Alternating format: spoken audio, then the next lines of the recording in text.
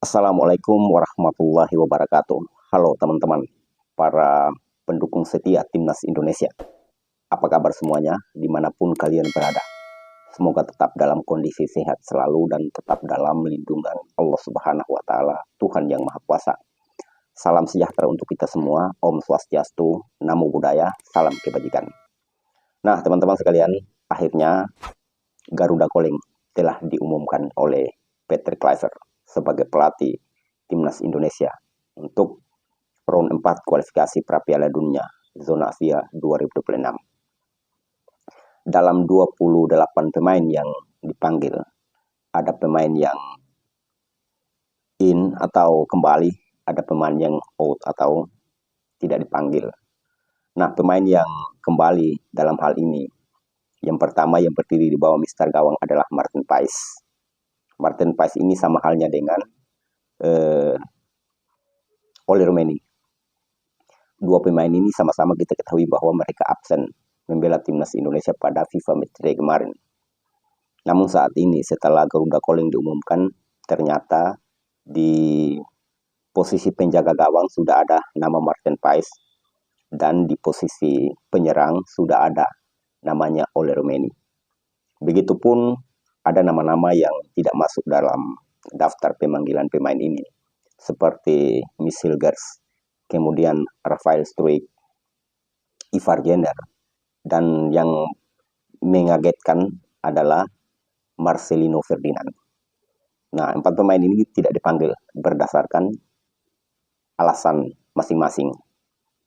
Alasan itu, walaupun sama-sama kita ketahui seperti Michel Gers kurang mendapat menit bermain, bahkan sampai sekarang pun dia tidak dimainkan oleh FC20 berkaitan dengan masa kontraknya dia.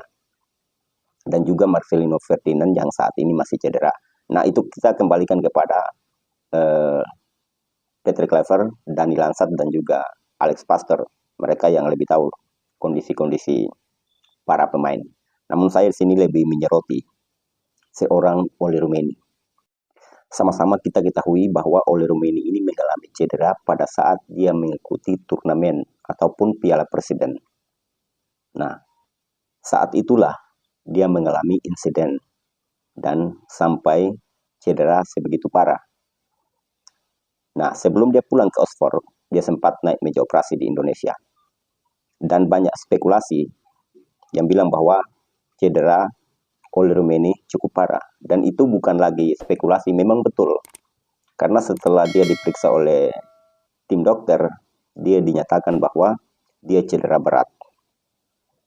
Dan setelah itu kembali lagi Patrick Kluivert selaku kepala pelatih Timnas Indonesia dan juga pihak federasi termasuk Pak Erick Thohir menyampaikan bahwa kemungkinan besar Oli Romeni tidak akan bisa tampil di FIFA Matchday dan juga round 4. Nah, ini membuat kita para penggemar Timnas Indonesia merasa kehilangan sekaligus agak kecewa. Dan terbukti kemarin pada saat FIFA Matchday, dia absen membela Timnas Indonesia pada 2 pertandingan di saat Timnas Indonesia menghadapi China Taipei dan juga Lebanon. Namun, dengan semangat yang dia miliki, dengan jiwa nasionalisme yang dia miliki, dia berusaha keras untuk memulihkan kondisi cederanya. Dan sebelum itu pun dia telah menyampaikan bahwa dia ingin mengirim pesan kepada Patrick Kluivert bahwa dia siap tampil di round 4 dan terbukti. Nama-nama yang telah diumumkan untuk round 4 di posisi penyerang sudah ada Oli Romeni. Ini sangat menyenangkan bagi kita karena kualitas seorang Oli Romeni kita sama-sama sudah menyaksikan. Hanya ada pada sosok Oli Romeni lah dari 4 pertandingan dia mampu mencetak 3 gol. Belum ada striker keturunan ataupun naturalisasi yang mampu melakukan hal itu. Bahkan striker lokal pun belum mampu melakukan hal itu. Hanya seorang Oli Romeni. Dengan demikian kita butuhkan dia di round 4. Karena Indonesia akan menghadapi raksasa-raksasa dari Asia seperti Arab Saudi maupun Irak.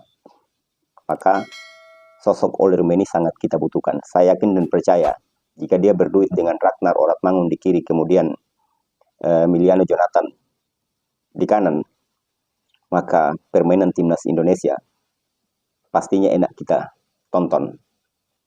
Karena mereka bertiga ini punya kualitas.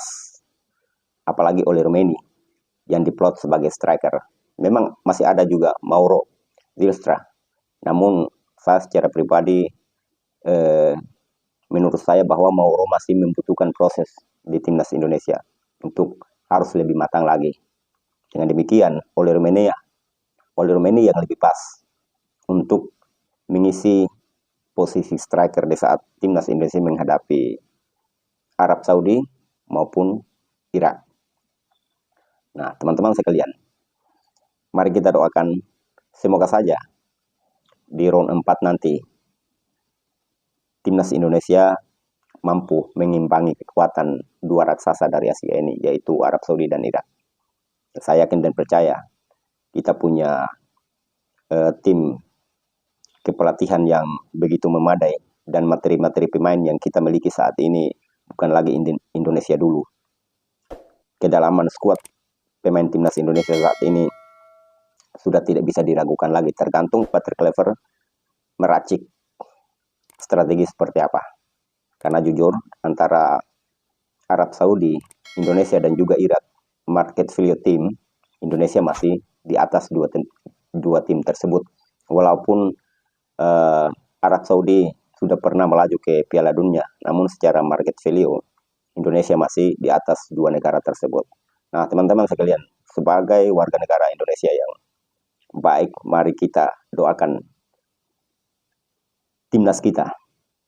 Kita berikan support kepada mereka agar di round 4 nanti mereka bisa memetik hasil yang positif sesuai dengan keinginan kita.